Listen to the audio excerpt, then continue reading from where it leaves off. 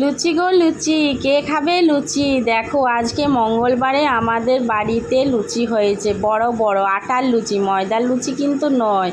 আর দেখো বৈষ্ণবী আটাটা মেখে দিচ্ছে, সামান্য লবণ তেল জল দিয়ে মেখে দিল, কারণ আমার হাতে ব্যথা তাই ওই আটাটা মেখে দিল।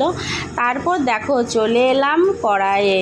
কড়াইটা দেখো গরম হয়ে গেছে, গ্যাসে বসিয়ে দিচ্ছি, গরম হয়ে গেছে কড়াইতে পরিমাণ মতো তেল দিয়ে দিলাম।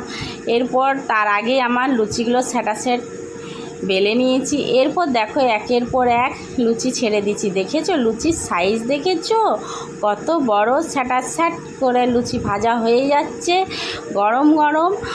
আর একের পর এক দেখো ভেজেই চলেছি। এরপর আমার এই লুচি ছাকতে একটা কিন্তু আমার কথা মনে পড়ে যায়, অনেক দিনের কথা। যখন আমি প্রথমবার লুচি করেছিলাম, তো সে সময়কার কাহিনী। তখন আমি আর বিয়ে হয়নি, সে সময় আমি মাধ্যমিক মনে হয় দিই, হ্যাঁ সেই সময় মাধ্যমিক দিই।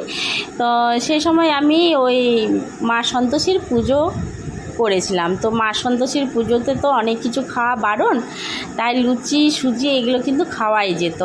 তো প্রথম দিন ফার্স্টবার মা মনে হয় ছিল না, তখন আমি নিজের থেকে নিজেই তখন লুচি বানিয়েছিলাম। এমন লুচি বানিয়েছিলাম কি বলবো, একদম শুকনো পাঁপড়।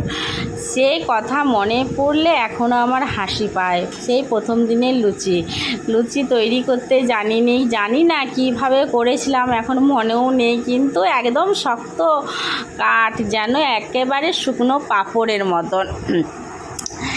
আর এখন দেখো এখন লুচি বানাই কত সুন্দর, নরম নরম তুলতুলে, খুব ভালো। কিন্তু পরের দিন পর্যন্ত কিন্তু লুচিগুলো ভালো থাকবে।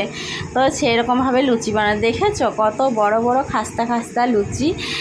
তো মানুষ সবেই পারে, প্রথমটা হয়তো পারে না, কিন্তু মানুষ যদি চেষ্টা করে না, পৃথিবীতে কোনো কাজটাই কিন্তু অসম্ভব নয়, সবই সম্ভব। তাহলে দেখো আগে আমি কীরকম লুচি বানাতাম আর এখন আমি কেমন লুচি বানাই। এখন ঠিকঠাক বানাই।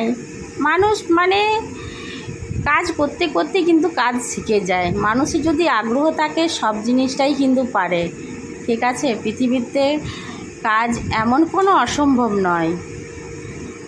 যদি মনে করে যে আমি এই জিনিসটা ভালোবেসে সবাইকে খাওয়াবো, আপসে হয়ে যায় এগুলো কিন্তু।